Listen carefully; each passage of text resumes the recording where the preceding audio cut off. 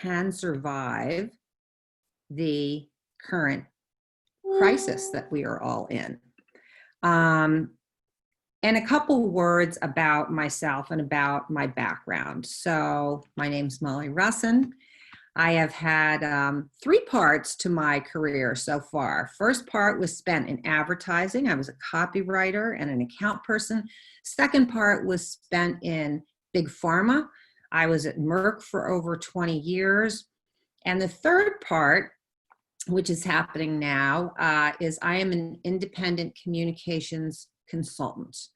And one of my dearest colleagues and partners in crime, Kelly Donaldson Hoy, is also on this call, as well as Adrienne Turner. So the 3 of us work together a lot. Today, I'll be talking from the perspective of a board member. So for the past couple of years, I have been on the board of governors of Valley Youth House. And I'm currently the vice chair. Valley Youth House is a $30 million nonprofit. We are in 18 counties in Pennsylvania, including the city of Philadelphia. We have over 400 employees and over 300 residential sites. And what do we do? The most important thing is we support homeless, foster care, and disenfranchised young people. So that is our mission. So let's talk a minute about our new reality. And I thought that this was a great article. It ran May 12th in the Wall Street Journal. And it talked about the fact that across the country, and indeed across the globe, businesses, especially not-for-profit businesses, have been hit with this unprecedented crisis. Aren't you sick of hearing that word, unprecedented? I am, but it seems to capture what's happening. I don't know any other person who's lived through a pandemic, so I guess we're all going through this together. But even for businesses that are in the business of crisis, and most nonprofits are, this is an incredible challenge across the board. And I think the worst part is there are so many unknowns, right? So when will it end? How will it end? Will my friends and family be safe and healthy? Will I still have a business when this is all over? The fact that the folks in charge, and this isn't a political statement, but they have really differing opinions, and that makes it all the more stressful. So where is that crystal ball when I need it? And yet here is our new reality, right? First headline, canceled fundraisers. So all these big events that we have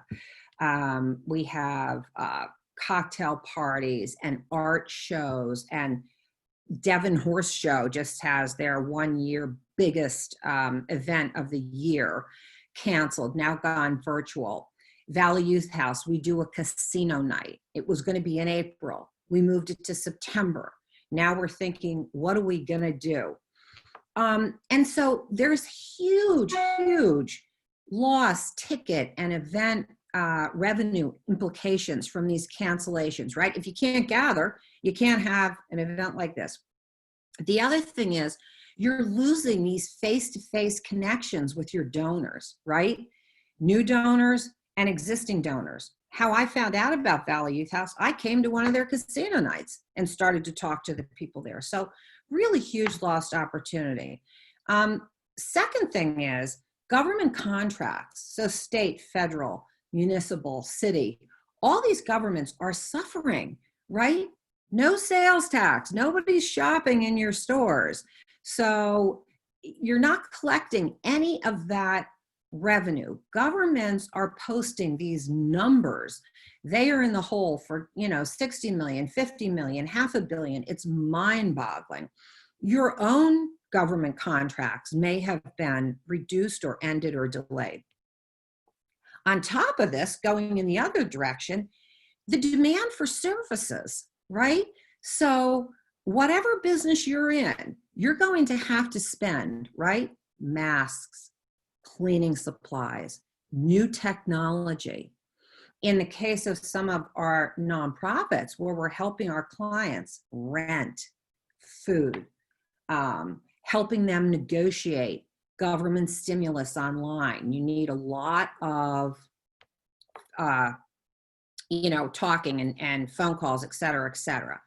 So all of these things come together to say, gosh, we have to do more with less, right? And we're used to that. We're used to that in the nonprofit world, but we're not used to this. So I always like to start with a story, and I'm going to start with a little story. So in Pennsylvania, on March 19th, our Governor Wolf, ordered all non-life sustaining businesses closed indefinitely. And there was a lot of confusion about that statement, right? So first of all, what the heck does non-life sustaining mean? Is that my business? What business is that? We know that this affected about 3 million workers. We also know there were exceptions to the rule. There was actually an exceptions list. You're not life-sustaining, you're non-life-sustaining, but you're on the exceptions list, right? So lots of questions, few answers. At Valley Youth House, our Director of Development, Joe Lynch, as many of you did, started getting this avalanche of emails and texts and phone calls from his staff. And obviously they wanted to know what's happening, what does it mean for us? And Joe realized that with the governor's rules, that the staff would have to shift to a remote work model, right? All you office workers, you go work from home. But the shelters and the residential units that Valley Youth House runs, they have to remain open. In one of the calls that Joe had, a staffer said, "So Joe, our doors are still open, right?" That simple phrase, "our doors are still open," became a beacon of hope. Something that staffers could share with their worried, stressed clients. "Our doors are still open" became one of the strongest, I don't want to use the word most successful, and I don't even want to call it a marketing campaign, because it really wasn't a campaign, but most certainly it was some of the strongest messaging the organization has ever used. I'm not going to sit here and say that we've had an amazing 4 months. We haven't, but I will say the organization has done much better than we thought that we were going to. So let's dive into 3 ways you can survive. I work for a drug company. I have to give my legal disclaimer. I cannot guarantee anything here. Again, I don't have a crystal ball. I wish that I did. But I can say that these are 3 ways you can give your organization a fighting chance to survive COVID. Tell your story, break through, and make it easy to give. So we are going to dive in. And I should also say, Adrian, if there's, because I'm not watching the chat box, but if something pops up and you're like, oh my gosh, be quiet, we need to address this, just give me the word. So I'm watching the chat box. Okay, great. So tell your story.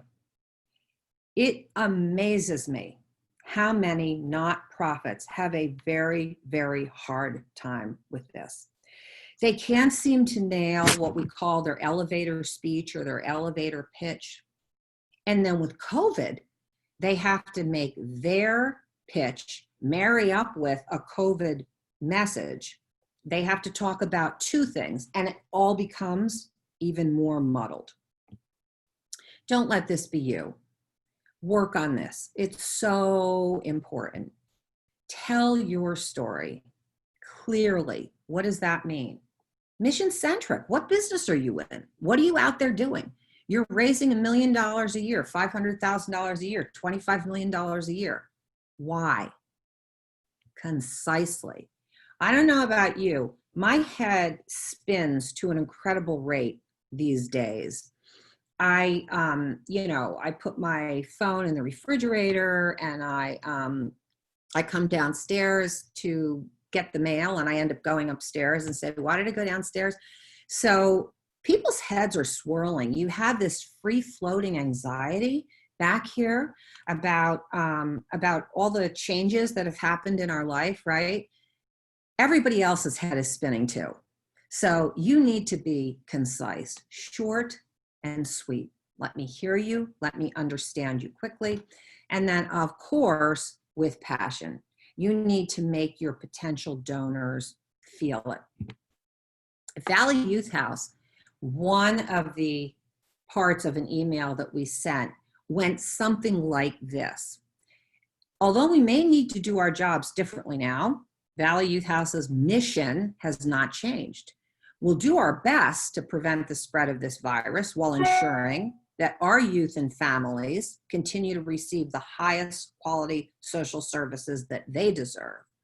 Our vision that every young person belong to a nurturing community is now more imperative than ever. So we got our mission. This is pretty short, pretty concise, with passion, and then we talked about what we need to do around COVID. So that's Molly, will you get into talking about the frequency of messaging? Maybe a little bit here. So if we don't, we can talk about that. So this is number 2, and this is breakthrough. And what do I mean by breakthrough? This year, Giving Tuesday was moved up from October to May due to the COVID crisis. That day in May, I think it was May 5th, I got maybe 25 emails. I'm just talking about emails asking me for donations. Now, that doesn't count the number of messages I was exposed to on my social media accounts. Everyone, and I mean everyone, had their hand out this year on Giving Tuesday. It became so overwhelming to me that I admit I just started to hit delete. Some of these organizations I have donated to before or I'm aware of. Some of them I don't. I don't even know how they got my name, but they did. It was really, really overwhelming. Pretty astounding. And I'm sure that you all basically experienced the same thing. So when I talk about breakthrough, I mean, and this isn't just on Giving Tuesday. This is every day, right? I mean, breaking through the incredible traffic. I don't want to call it clutter because everybody's message is important, but there's a lot of messaging out there, right? And so how do you break through everything that's out there? You have to use, for one thing, that good, concise story that we just talked about. But you have to tell it in a way that makes your organization stand out. I talked about Our Doors Are Still Open. And this campaign, this idea, this phrase, ended up being produced and posted exclusively by Valley Youth House staff members. When I see staff members, I don't mean the CEO, I don't mean management, I don't mean the board, I mean our front line, our staffers. Each one of them took their iPhone, held it up, and talked about the ways they're keeping the doors open, what it meant to them and what it meant to their clients. Every day on social media, and you see all the channels here, a different staffer posted Our Doors Are Still Open story. Of course, you have to break through on every channel. And I am going to show an example of this, and I hope that it works. But you know what this means. This means the right message on the right channel with the right frequency. Is it okay to send email every single day? Gosh, I don't think so. Not to a donor. Insta is a platform where I see a lot of organizations posting weekly, posting a couple times a week. Why? Because they're short. It's a picture. Maybe it's a couple sentences. Maybe it's a logo. Definitely more frequency there. You have to experiment, honestly. You have to see what kind of uptake you're getting, how many hits, how many shares, how many likes, before you really figure out this formula. I'm sure there is a scientific formula to it. I don't have it. Work with your team, do what works for you. You know that you need to be channel specific, as we talked about. You're not going to embed a giant video in an email, which somebody's not even going to be able to open, right? When you're on Facebook, you're going to be aware that there is a lot on there and a lot of traffic. You don't want to be, you don't want to be on there too often. It all starts to look alike. Anyway, I'm going to see if this YouTube video works for me. I hope it does. This is our doors are still open. Let's see. Bring your shared window to the front. Can you see this? My name is Mercedes. Bring your shared window to the front. New share. Here.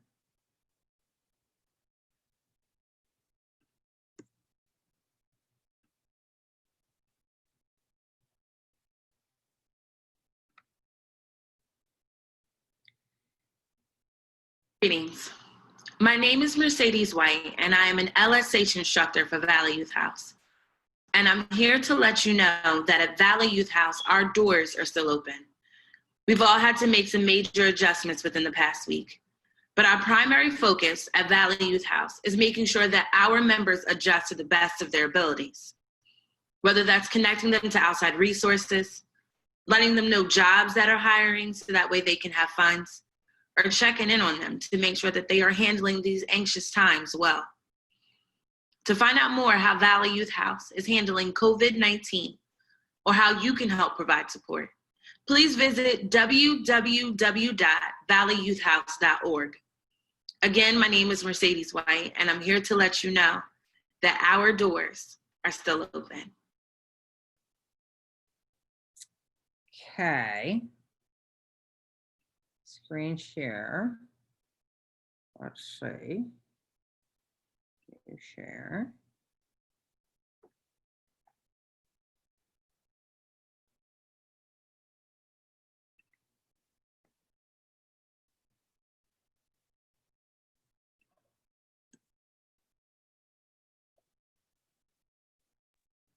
If you do that Alt tab, that sometimes lets you see which windows you can open.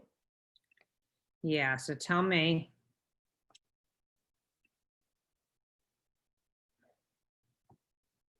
You are screen sharing. You passed it. You passed it.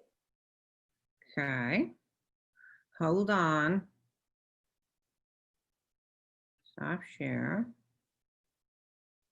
Screen share.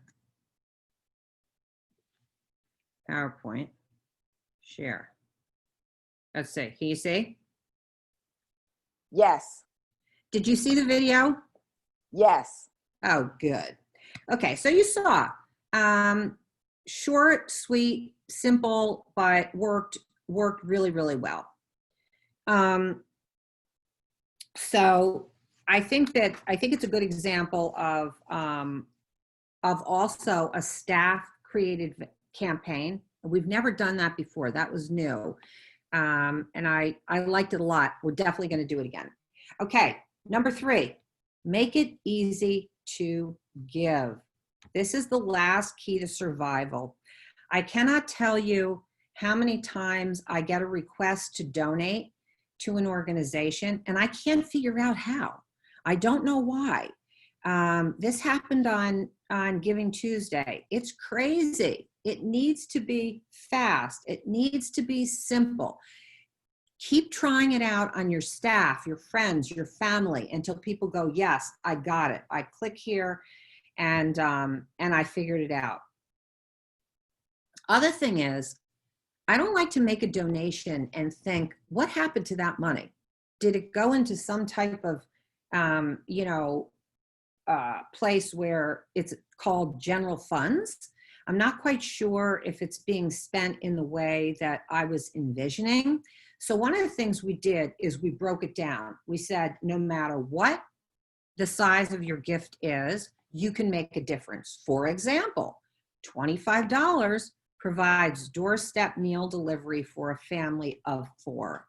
That's an easy one. We went all the way up to $1,000 and talked about our Synergy project, kids who are living on the street.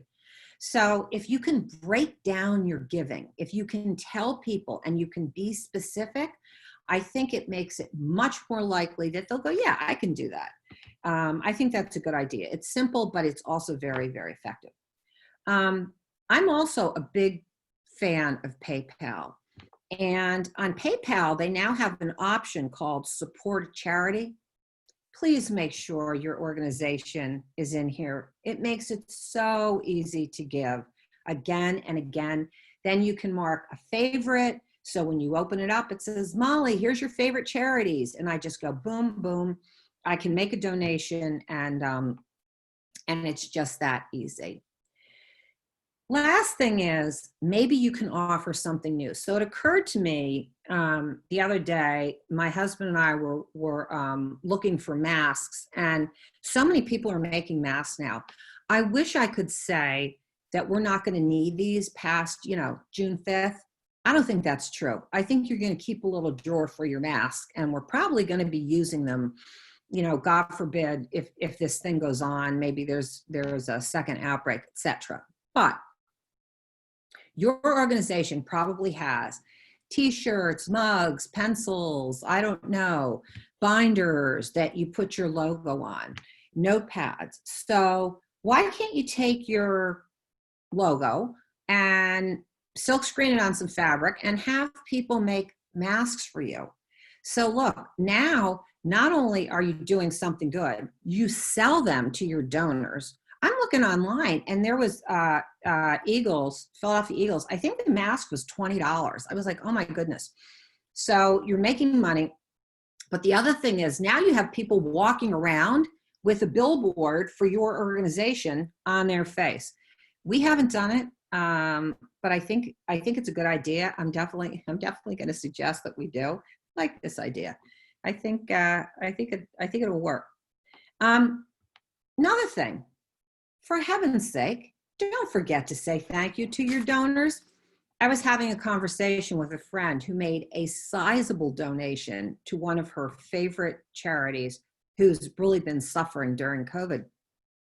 And she told me that in return, she got this generic form letter in the mail. And she was livid, and she was like, oh my goodness, like, how about somebody picked up the phone, or how about somebody sent me an email with my name referencing my donation, what a difference it's going to make for their organization. And she said, I'd be quite reluctant to give to them again, honestly. I was like, oh my gosh. So of course I go tearing back to the board, and I was like, you guys, I hope we're doing a better job. And Joe, our VP of development, was like, we just put in this best practice.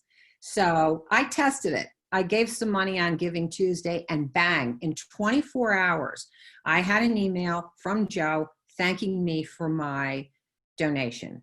And you'll say, well, you're on the board and he knows you and everything. Yeah, that's true. But this is a best practice that the organization is now putting into place. I think it's a really good one to remember if you want your donors to give again and again.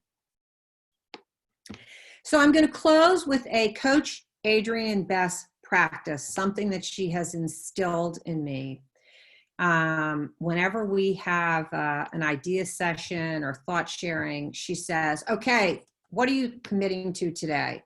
And it's a great habit to get into. So I would challenge each one of you to think about which step you will commit to today to help your organization survive COVID.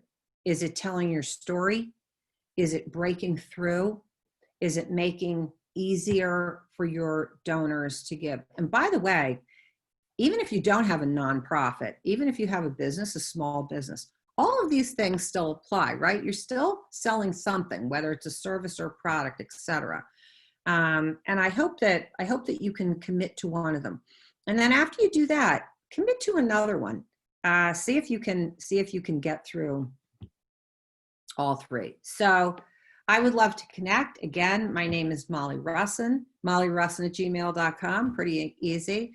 If you want to reach out, pick my brain, or talk about this subject or anything else around the world of communications or employee engagement, I would love to speak to you. So thank you.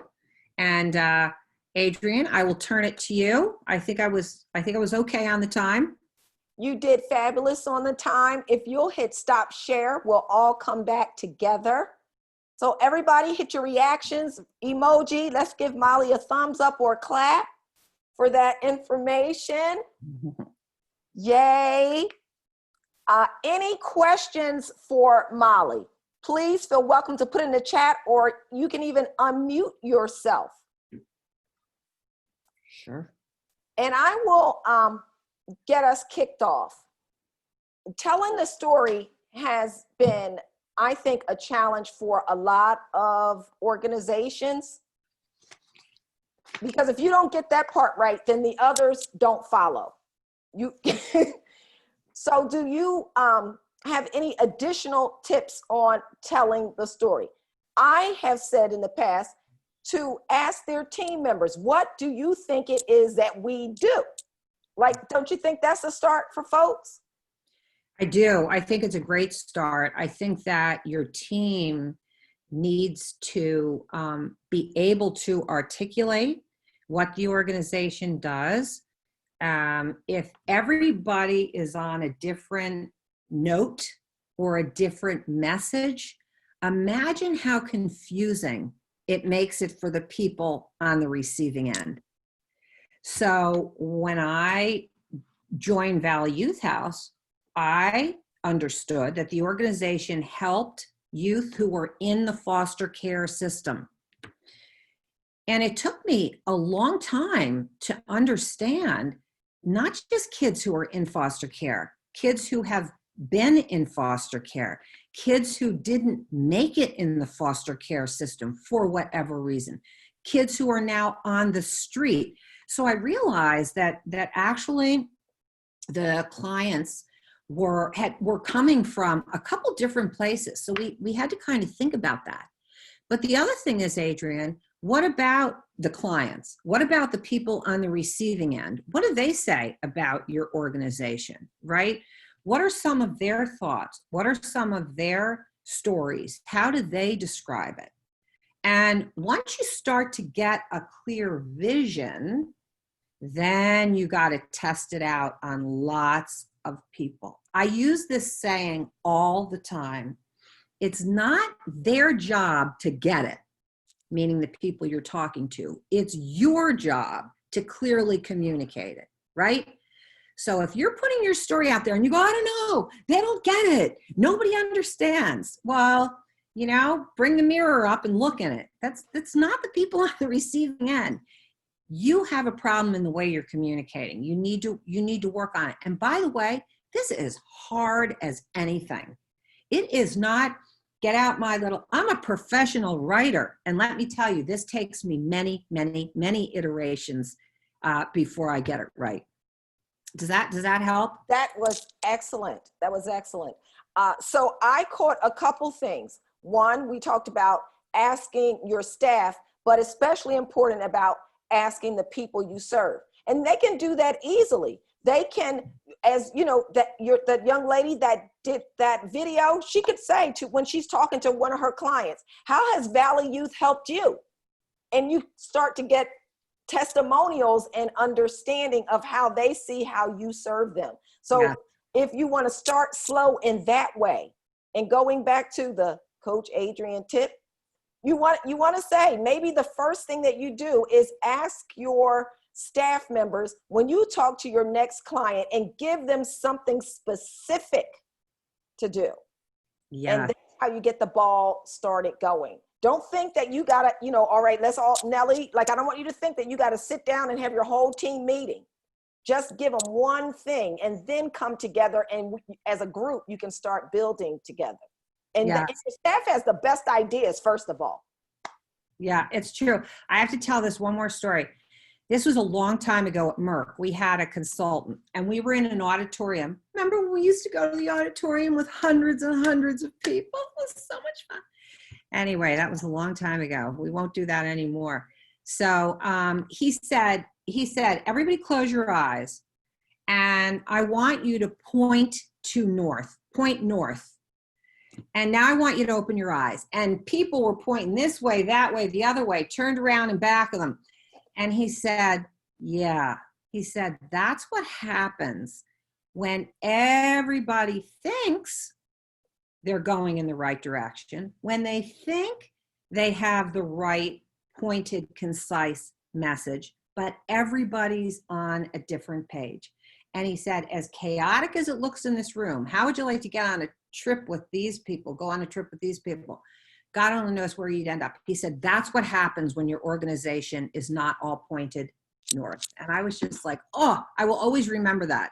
Yeah.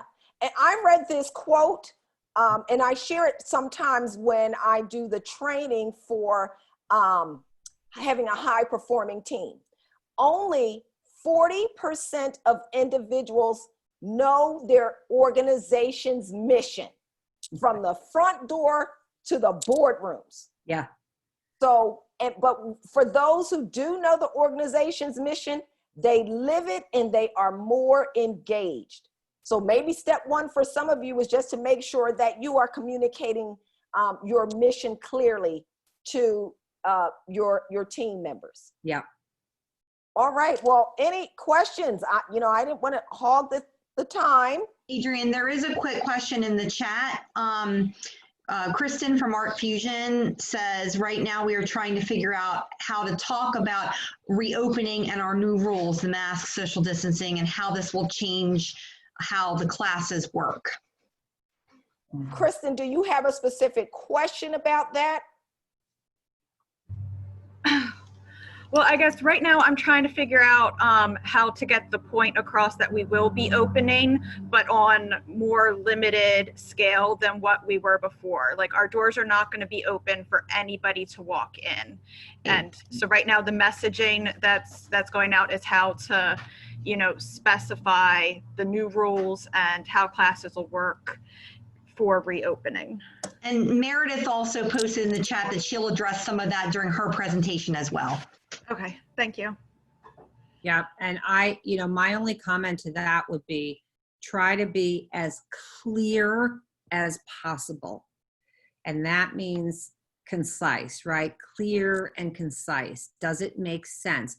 And again, let's not get political, but one of the things I think everybody will agree on is that Governor Wolf's language, much of it is very, very hard to understand. And it's because it's not clear. It's because it might have 5 different meetings to 5 different groups. Right. So again, when you start to get your messaging ready, test it out on a few different people and say, do you get it? Was that clear? Or is there a part I need to keep working on? So Molly, as we close, I want to just capture what you just said. You might sometimes have to have a different message for each audience. Yes, yes, yes. Exactly right. The right message, the right audience, the right channel. Yeah, and sometimes not. Sometimes everybody gets the same headline, right? With different details. Mm-hmm. But absolutely right, yes. Okay. Everybody, hand clap emoji for Molly. Yay. Thank you, Molly. Thank you so much. We really appreciate you. We will make sure the Holly Mollies. Molly, will you type in your contact information in the chat room? Of course. And then we are going on a 5-minute break, everybody, just 5 minutes. So we're going to come back on. It is exactly 12:45. At 12:50, turn your cameras back on and we will get started with Meredith. Okay, thank you all for joining. 5 minutes, see you soon.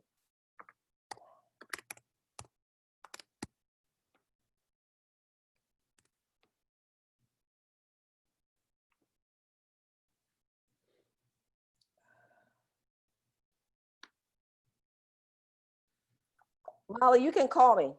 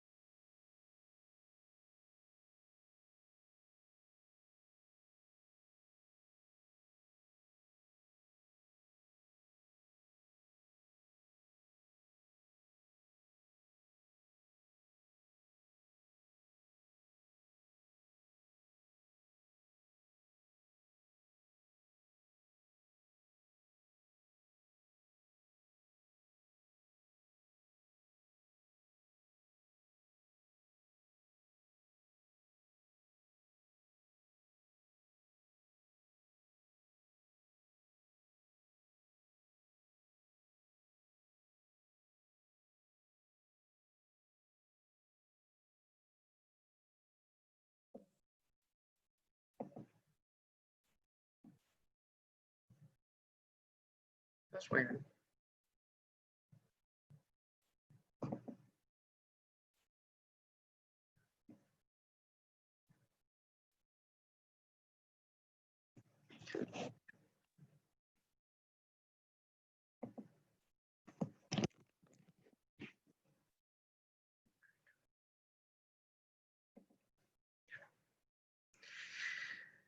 Okay.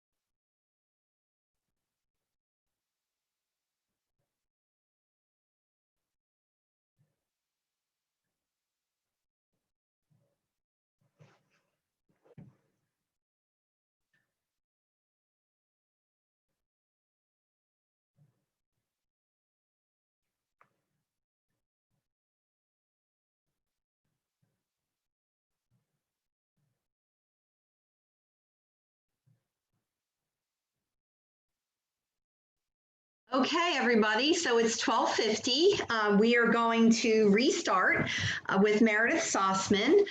Meredith, actually, some of you know well because she does a lot of work with TCN and Amazing Raise in particular, helping the nonprofits sort out their fundraising for the most maximum results.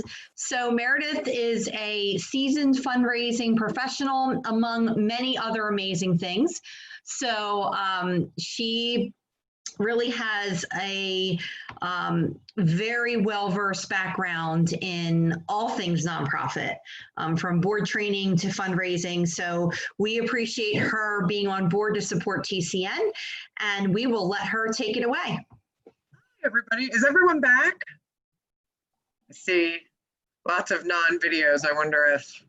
Yes, I'm here. Hey, Kristen. they've been on, they've just been on off camera, but once you share your screen, you won't see all of this. Cool. I just wanted to make sure that everybody's making it back on time and doesn't miss a few minutes. Hey, Mary.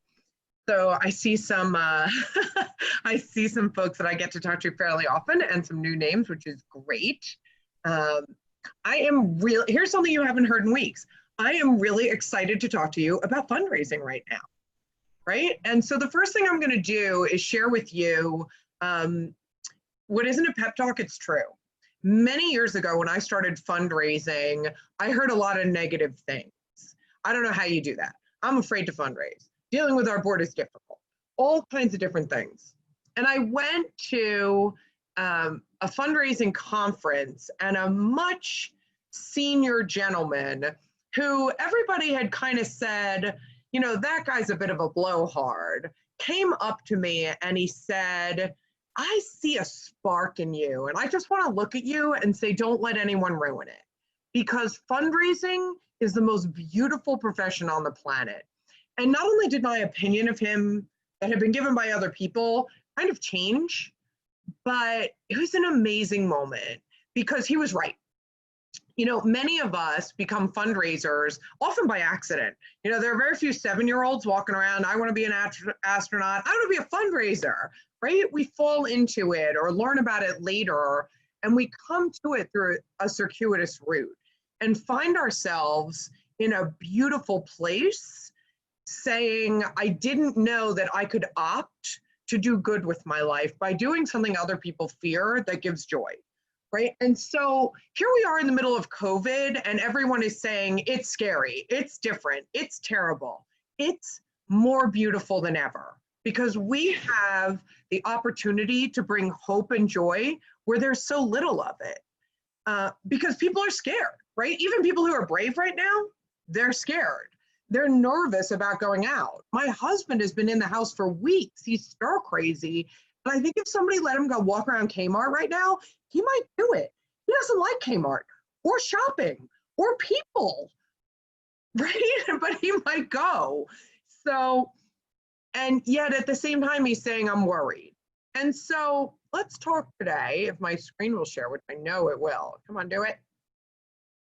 About staying the course.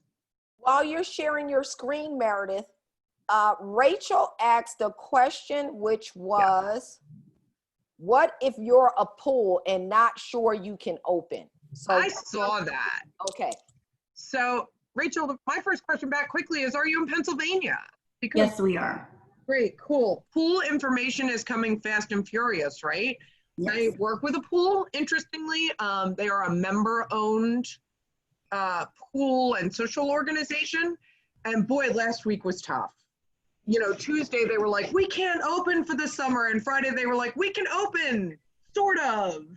And the messaging is tough, right? Because when we sat and talked Friday about Wolf said you can open, except here are all the limitations, right? It doesn't sound really fun. I can't imagine going to the pool, and I love me some pool, with a mask on in 98-degree weather. Well, that and just how much it costs to open it and keep the chemicals. And what if families don't come, then we're spending all that money and we don't have the funds if we don't get enough memberships. That's our biggest thing. Like, we have a board meeting tonight.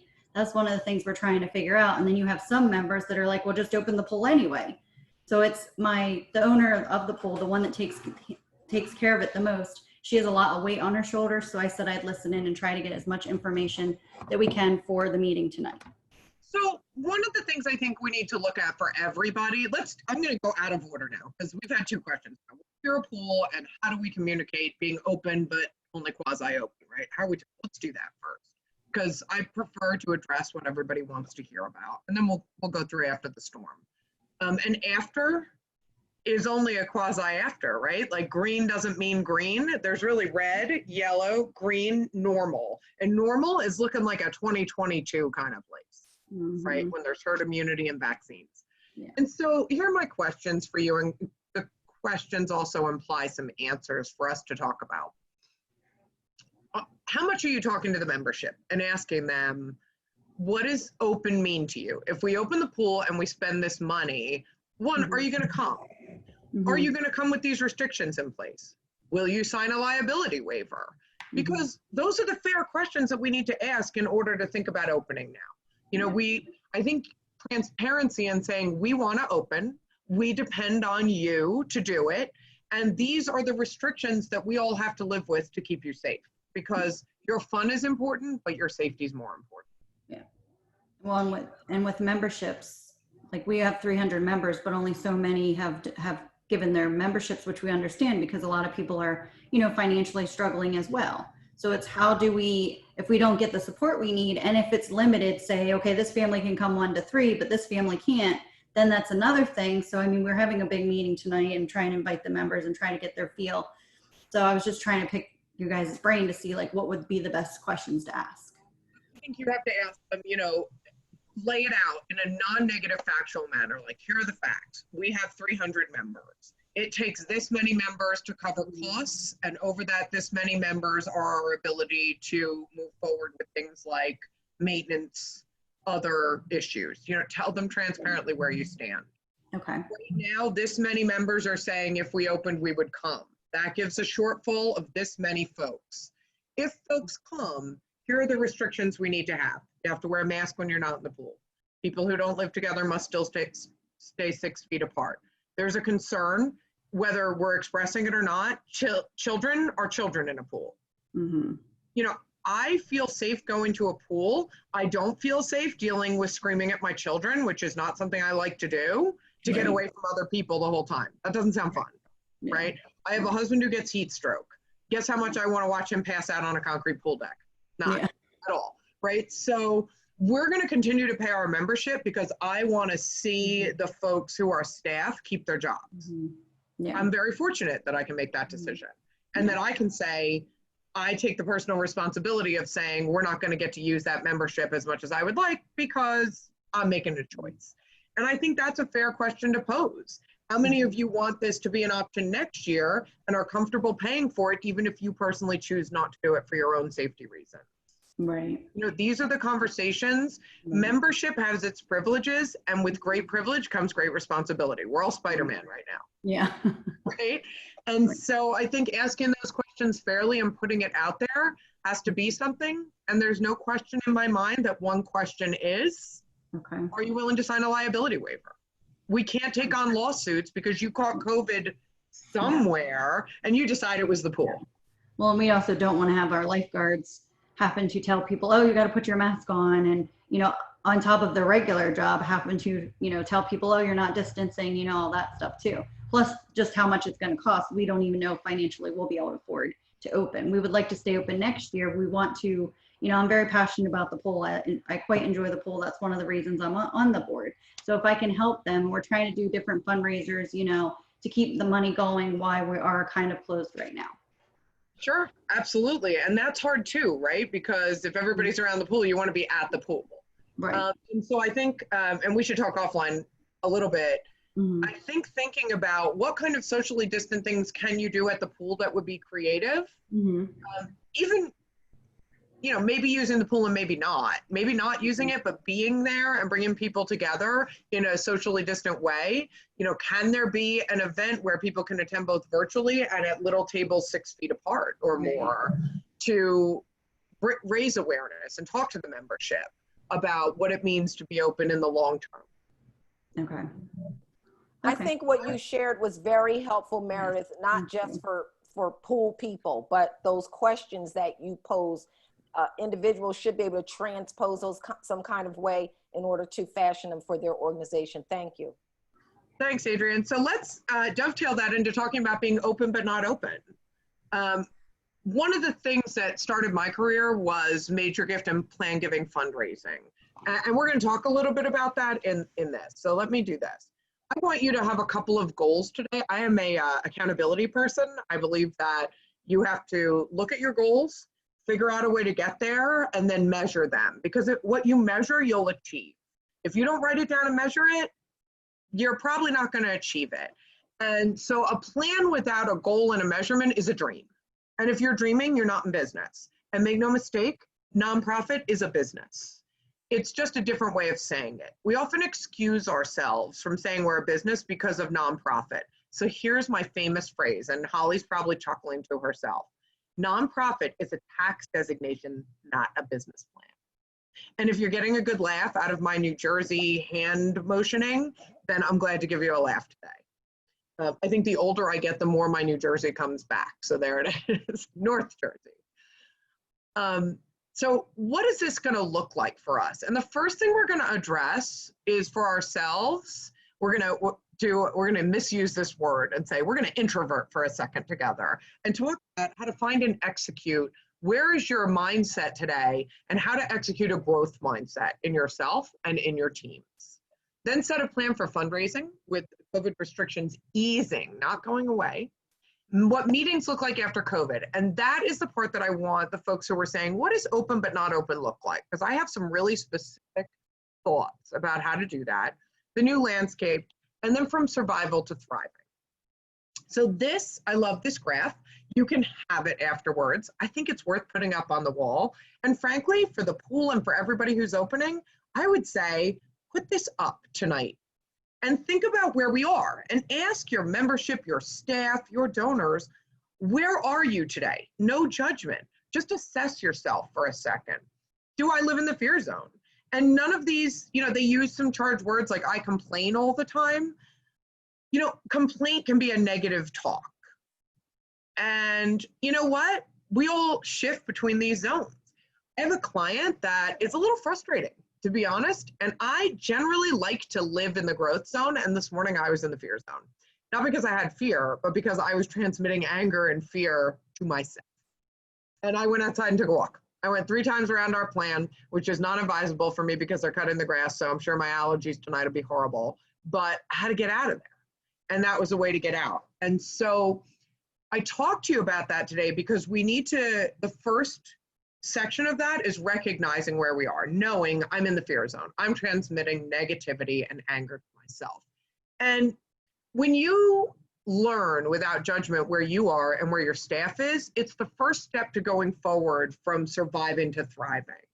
And so personally and organizationally, I want you to think about where am I, where is my staff, and where are we as an organization? And so fear as an organization looks like we are thinking about layoffs, whether they're necessary or not. It's still a fear reaction. They might be necessary, but it's out of fear that we won't survive, right?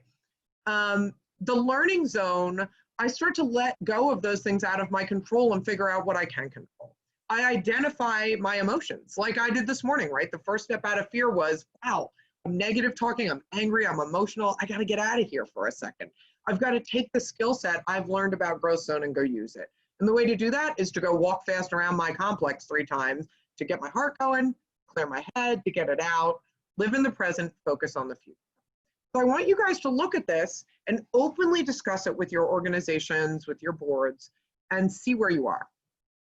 The most important thing, let me go back a second. See at the bottom, I practice calmness, patience, relationships, and creativity. And some of those things are harder to get to. If you can only do calm, patience, and relational, that's okay. I'm less good at creativity at times and better at patience. But strong suit versus not. I see I've got the chat, so I'm going to open that up too. Let me see. I can't open it. So somebody will have to read it to me so I don't miss things. If you would. What do you need us to read? It looks like there are chats, and I want to make sure. sure. Don't worry. I'll read the ones that are important. I'm kind of just typing notes of things that you're saying. Cool.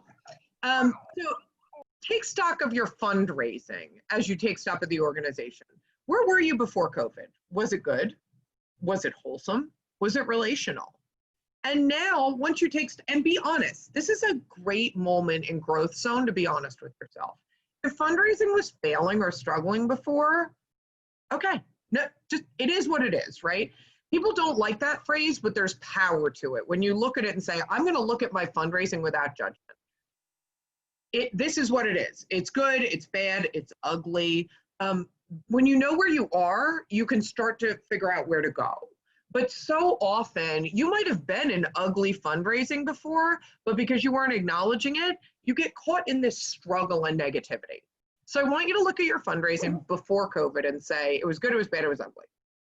It doesn't matter what the answer is. It just matters that it's honest. And if it's ugly, that's okay. If it was really good and you've lost and gone from good to bad or good to ugly, it's not okay with you, but it is for this moment. It's okay too. It just is where you are. Get a baseline. And then I want you to do it in your 3 different sections if you even have them. Annual fund. Were you doing regular appeals? Were they successful? Were you using your database if you have one? Or Excel spreadsheet? Or anything to keep track of the cost of what it cost you to send that appeal out, be it letter, email, postcard, Pony Express, and what you brought back in. Are your appeals successful? And successful means they raise money. They don't break even, they don't lose it. Major giving, were you doing it at all? Was it relationship? Face-to-face or person-to-person? Did you have genuine touches that weren't just about fundraising? And planned the same. Do you even have a planned giving program? Are you terrified of planned giving? Do you have people who've remembered you in their estate and you don't even know it because you aren't bothering with it because it scares you? Whatever the answer is, take stock. Then, what is our opening plan? From wherever you were, if you know where you were, you have a chance to look forward. And with that, we're gonna look at your visits for staff safety and donor tolerance. So let's talk about dealing with people in the new world. And this is the beginning of that. Let's use a 50-50 rule because I don't think we can guess yet where people are gonna be. And I think people are surprising themselves. 2 weeks ago, people were saying to me, the minute I can go out, I'm gonna go do a flash mob. And then Governor Wolf said, I'm gonna allow you to go out a little bit more. And a lot of those people said, I don't think I want. Now that I'm allowed, I'm nervous. So let's say 50-50. 50% of people want to go out again a little bit and 50 are nervous or at risk. It's probably not the right number, but we've got to start somewhere. And so let's use a COVID thing. We need to take our temperature with the staff. Who's uncomfortable going to meetings in public when the world begins to be reopen? And what can we do to accommodate that concern? And dealing with that internal staff in a wholesome and non-judgmental way is going to be your first step to dealing with your prospects and donors in the same way. Because once you get used to taking internal temperatures, you'll have a roadmap to how people externally and about what your percentages are to do it again. Do you have team members that can or will do individual meetings? So I'll give you an example. Me on a team, I act as a consultant now, but in some of my consultancy world, I do individual donor meetings for some of my clients that don't have a robust development staff. I am, within reason, willing to do some individual meetings. The where of that we're going to talk about, that's kind of a question. And your prospect pools, if you have them, may need to be moved around. Bob, sorry to any Bobs, might not be willing to go out. He's high risk. I know a guy who is not high risk whose children are. They both have cystic fibrosis. So while he's very healthy and would take an individual meeting, he's not willing to go out and be exposed. Might need to do some team sharing. And if you're a one-person shop, then we're going to have to think about, does that mean virtual meetings and maybe sharing a little bit about your why, which will increase trust of those relationships if you're comfortable doing it. And if you need to move some prospects, let's do it. So your first talking point for your donors that you're talking to are, how are you?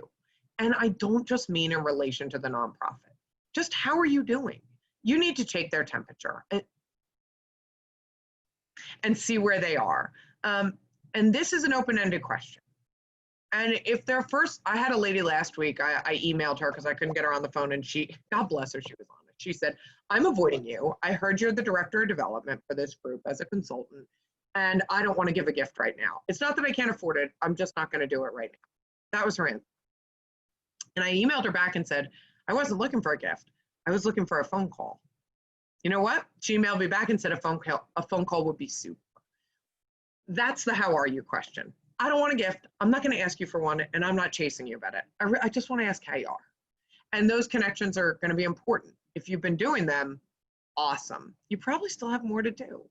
And you have a new question. How are you as we think about opening, right?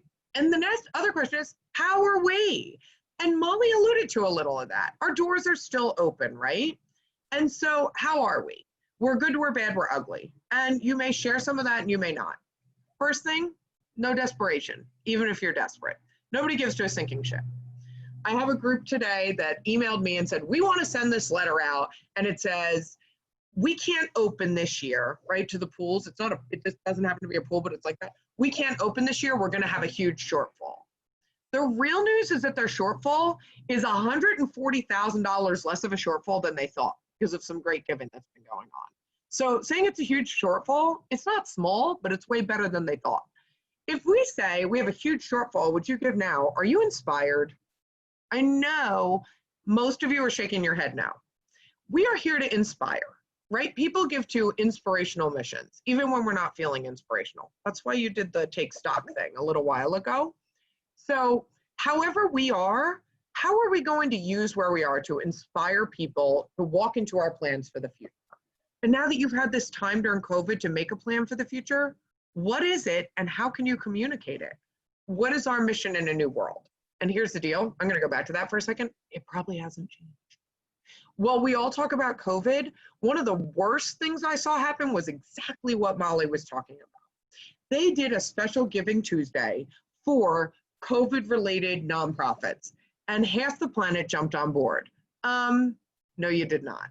Your credibility is shot there. Sorry to anybody who's on the call. I call it like it is, sorry. And this is some tough love honesty. Don't jump on the bandwagon or change your mission because COVID happened. It sounds sexy, but it's not. And it's not what you do. What is your mission and how it has to adapt to COVID is different than trying to jam it into we help. Your mission's the same and the people that loved you will still love you. And if you're afraid about that, I get it, I do. But one, stop telling yourself that you're not as important as. Every nonprofit I work with, higher ed, regular ed, if you will, elementary and secondary ed, theaters, arts programs, health organizations, both frontline and otherwise, every one of you calls me and says, well, Meredith, you're gonna have a hard time helping us because we're not as important as fill in the blank here. It is always so interesting to me that people, it's interesting to me they have to cut the lawn when I do this. Let me turn this off. That people who are deeply dedicated to a mission, some of you who've worked there for 10, 20 years, will tell me how another nonprofit's mission is more compelling than yours. You don't believe that or you couldn't go work there. So don't forget that the donors who loved you will still love you at some point. And the ones you lost left for two reasons. You didn't inspire them or they were disengaging in the first place and they found a new love. And that happens and it's okay. That's why we talk about new donor prospect engagement and capturing new people. And it's not impossible in this world because some folks are exhausted from COVID. I mean, exhausted. They don't want to talk about this anymore. That's why thousands of people gathered on a beach this week. They wanted to think about something else. You, if you're not a COVID group, you're something else that's inspiring to talk about. Be that. Let's talk about those visits. Open but not open. So part of my job has always been to call people and go out, right? Your job too, and meet with them. And now I used to go to their houses when they would so graciously invite me. They're come to my house instead of a coffee shop without thinking about it. And now I got to tell you, I have some questions. No offense to anybody, but the grocery aisle full of cleaner, because I'm an OCD cleaning person, was never so empty as the past several weeks. And while I see toilet paper coming back to its natural habitat, cleaner still isn't back. So all y'all that didn't clean your houses before, I'm terrified now. I don't know what I think about going to houses in a world where there isn't a vaccine yet. And I'm a pretty brave chick. There it is. straight talk. Meredith, I don't know if this is the right time to ask this question, Go but for it. Nellie is talking about she's afraid because 40% of her staff is 60 years and older. So they're more at risk. They're trying to make it. Exactly. I think that's exactly right. Now, those are the folks, that's what I'm talking about when we say we have to take the temperature of our staff. And you know what? If they're saying I'm brave and I can do it, it is worth the hard conversation to say, I so appreciate you, but I don't know how we would live with ourselves if something did happen. So 2 options. One, we're going to keep doing virtual visits because there are going to be a lot of people who don't want to go out. There are going to be a lot of restaurants that can't open or won't open, or folks don't want to go there. And then the second option is this. Is there a space, a clean space, where we can offer socially distant face-to-face visits in our office and in our spaces, where we post clear cleaning procedure, have masks available, and be wearing them, buy disposable cups to offer a beverage, and have hand sanitizer there. Now, I wrote all this at a time when I had not seen hand sanitizer in its natural habitat of the stores, but Giant last week, the Giant that's been struggling all this time, they had a full rack of it. So you might not need my little home 90% isopropyl alcohol and aloe vera make hand sanitizer, but for all you who still can't find it, there it is. It's your Martha Stewart Meredith moment of a recipe for actual hand sanitizer. So I think being honest and protecting your staff and saying, you know, this might be hard to hear, but you are in a high-risk space. Are you comfortable with virtual visits? How can we make this something where we all know that no one's at risk to do it, but we are still serving our donors with face-to-face visits? And or can we find space in our office to do the 6 feet apart face-to-face rather than exposing you to a donor's home or, heaven forbid, a coffee shop once we can do that again? So I think honesty is always the best policy, and that applies with your staff in an appropriate HR sensitive way too. Here's the other thing, guys. People need fun and inspiration. Nobody wants to talk about fun right now, except for some people who are dying to talk about fun that probably shouldn't be having quite as much fun as they are because it's not safe. Virtual events centered around your mission. What about a non-event? Invite people not to attend. What do you spend as a guest at some of these that you could give as a gift instead? 2, what things do you have? This is a great time to engage your board. I asked a board the other day who they knew. No fewer than 6 personal connections to actual celebrities. Not like D-list people, actual celebrities that were genuinely friends with folks. One guy had Tina Fey in his high school class, and she keeps in touch with him weekly by email because he was a beloved teacher, right? He can email her right now and say, would you virtually appear at our event?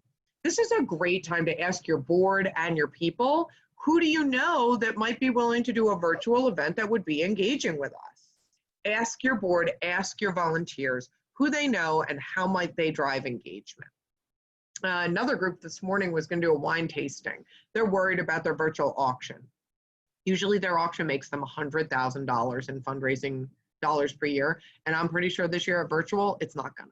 I've seen a couple of virtual auctions that usually do well, and they're not going as well as one might hope. They're happening, but they're not as successful. So what can you combine with that kind of event, a virtual event that people will wanna come to? And in this case, this whole group likes wine tasting, and they got a very famous California vineyard that someone's connected to agree to ship out a bottle of wine and do a virtual wine tasting in conjunction with their auction. So think about what you can do to engage people to bring them into your non-events or your virtual events. Here's the thing with annual. If you planned appeals, do them. And I can't say this again, don't use COVID unless you directly serve people. It's disingenuous. Just don't do it. Here's the other thing I want you to do, and here's the real practice tip. Pull out your letters.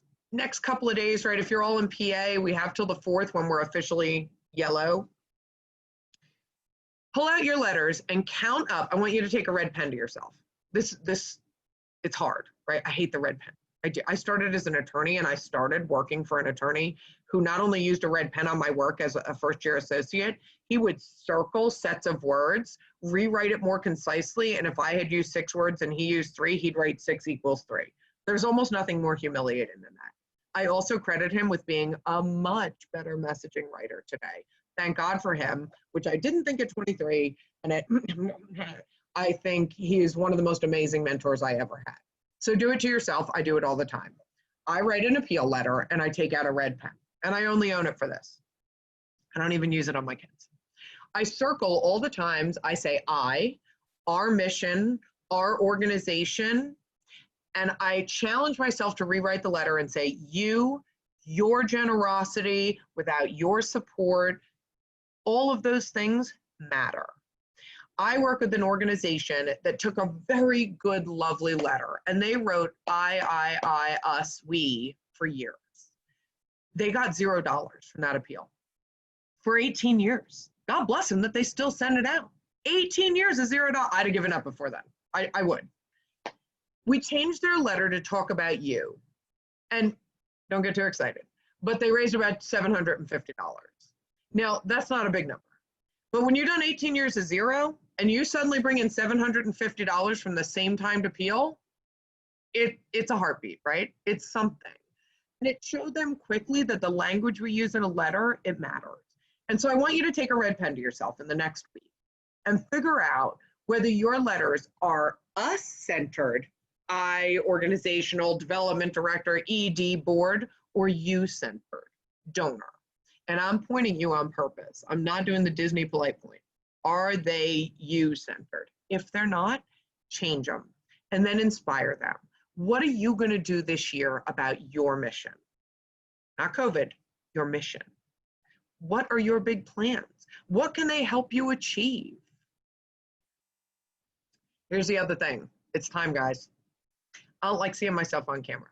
I'm noticing my hair looks red. It's not red. And it's not intended to be red. None of us like this. But here it is. It's time to get into video communication.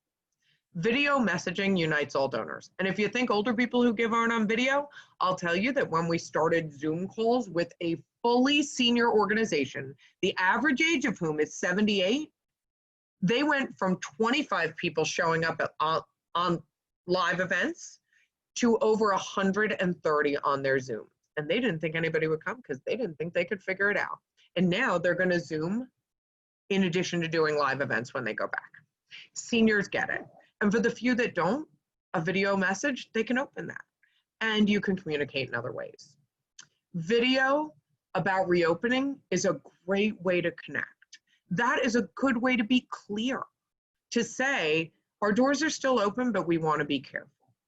Yellow doesn't mean safe, and it doesn't mean open.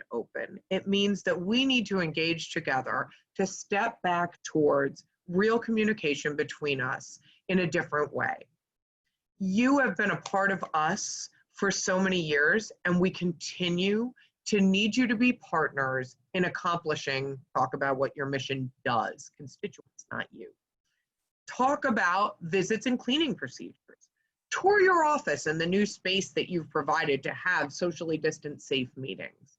And then continue 20-second videos on a bi-weekly basis. There are lots of ways you can get this out there. You can do a quick Zoom and record yourself like we're doing now and send it out, right? Video messaging will help them see. And one of the reasons you need to love it is this: tone is lost in an email. Have you ever gotten an email that was actually meant nicely and you read it in an angry voice because of where you were and you were really mad? You have, right? Or, God forbid, you've replied to somebody and it belonged in Microsoft's non-existent button, reply to none, because you kind of vented. Even if it was a nice vent, it was not probably what should have been done.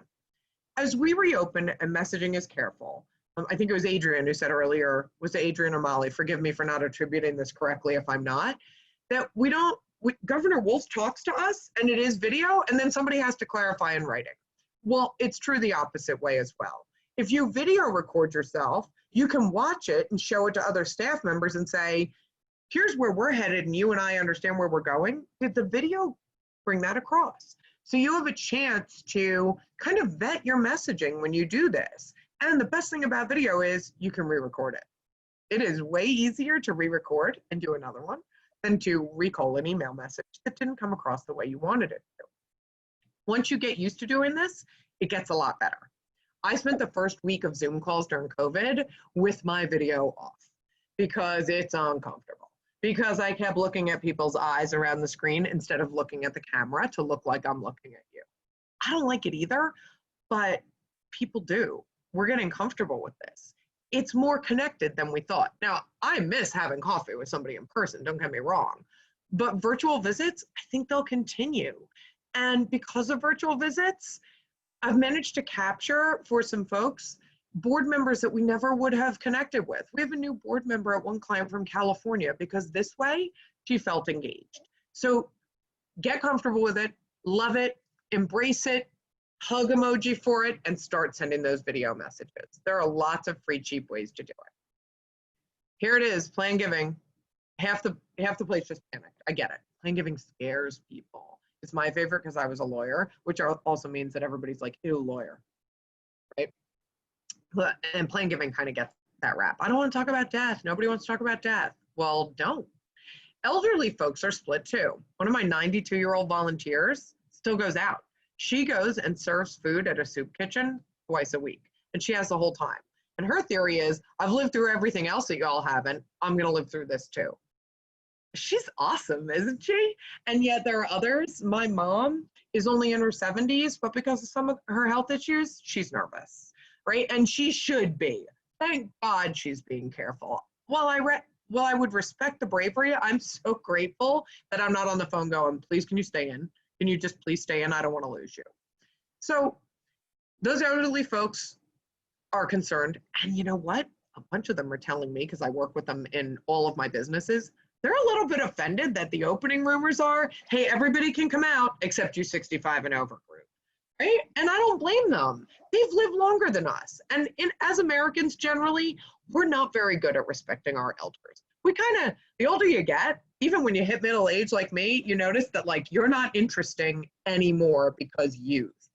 And so because of that societal standard, whether we like it or not, we have a chance now to change that language, to be more respectful, be more thoughtful about how we communicate.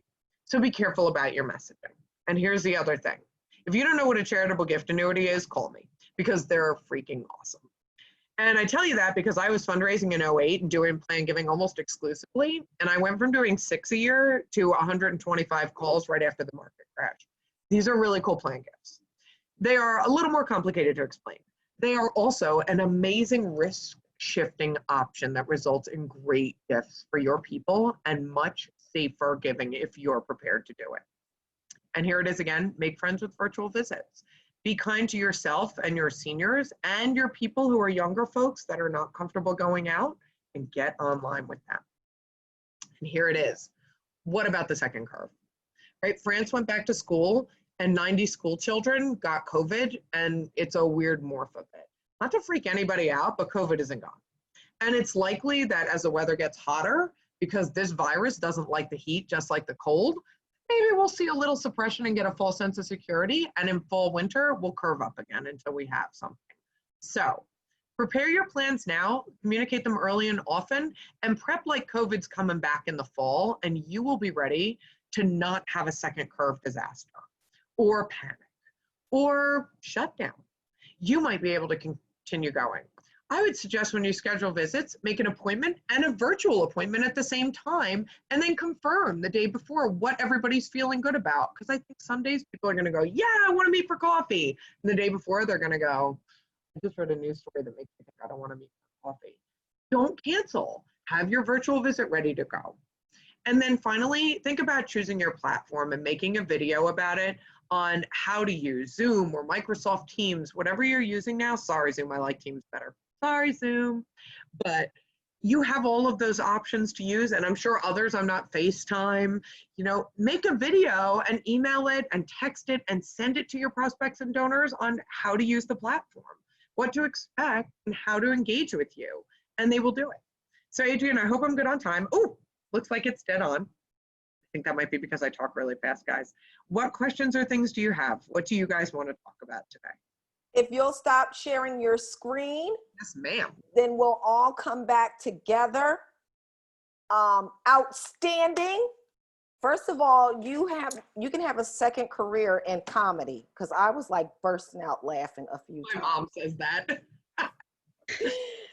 But we want to give individuals an opportunity to ask questions, and there is one thing that I want to share from the chat room. Does anyone have a question for Meredith? You can unmute yourself. Okay, so this is what I wanted to share. First of all, again, thank you. Outstanding presentation and information. And I know it's very helpful for our team members, our partners. One question that came in the chat box was from Nellie. And basically what Nellie was saying is that they have some older employees. And she sent me a message privately to say, like, they don't really want them to come back because they're, you know, they want to make sure that they're healthy. But then, you know, that could cause some HR issues. And then when you threw in at the end, well, you know, we treat older people like, and I was like, she just hit it. So, Nellie, I think a couple of things. I saw a really interesting article today on LinkedIn, and if you want it, let me know. Randy Shower, who is a really, really good local employment attorney, and he did an article on the 7 things you need to consider as people come back to the office. And he talks specifically about the legality of that. Yep, and I will. Let me see if I can pull it from LinkedIn. Hal, I'm going to try to send it to you if you'll send it to everybody on the webinar. Yep. Thank you, baby. Oh, look at that. Yeah. Sweet. I think probably because I saved it. So, Randy, 7 things to consider when an employee refuses to return to work. That's what it's called. So I'm going to send it to Holly right now before we forget. Okay. And who do I have here? Hello, my ballerina is here. She does that. You're fine, baby. She does ballet down here in our big room every day. I have an aspiring professional, so she just Nice. Okay. So we have one more question, and Sally is asking, where would you recommend we post our videos? And I think we have to go back to what Molly was saying earlier. It depends on who you are, what your message is, and what's the best platform. I always use this corny joke that you don't want to, if you're a plumber, you probably are not posting on Instagram, right? Your audience is not there. So that takes a little bit more work. Did you want to add anything to that, Meredith? Sure. So I would recommend your videos go a couple of places. One, send them out to your people. Email them. You can embed a clip, right? It's not as hard as you think. And they've made this really cool thing called Google where you can say, how do I embed a video in an email? Or YouTube University. Yeah, that's right. And to be honest, that's how I figured out how to embed videos. I learned most of what I learned from Google. My daughter's now laughing at me. You're laughing with me, right? No. The other thing is get yourself a YouTube channel and post it there. It's not scary and it's kind of great. And we have somebody who's in the waiting room that I just let him in. Cool. Got it. Yes, TCN has a YouTube channel, everybody. Woohoo! So make sure you go there. Follow us on Facebook. And when I say not just like us, follow TCN. And that means you will then, every time you open up your Facebook, our posts will show up in your feed automatically. Meredith, if you want to put your information in the chat box, of course, we will follow up with email for everyone with the contact information. And Holly and Ashley, I'm so glad that the 3 of us are meeting tomorrow because based off of what these 2 lovely ladies shared, I have some ideas for some other things we can offer our partners in terms of future webinars. Meredith, Molly, Perfect. thank you. Holly, you want to close us out? Yeah, of course. Thank you guys so much, as always, for attending this workshop. Again, we hope to provide you really great content. And if you have any ideas or suggestions or any information that you need, please let us know. Also, oh, cuteness. Sorry, I have to interrupt. Hi. She is too much. So if you have anything else you'd like to share, and of course, the Because of TCN campaign, I need to mention that every time we talk. TCN has a campaign called hashtag Because of TCN, so that you can tell us what great things you are doing or accomplishing as a result of your partnership with TCN. So we would love for you to send us an email and tell us about your Because of TCN moment. We would greatly appreciate that. And we hope to see you on the next phone call that we have. Bye, everybody. Thank you. Yeah. Bye. Maria. Bye, everybody. Thank you, Meredith. Thank you, everyone. Thank you, Holly. Yeah. Thank Thank you, you. Andrea. Bye.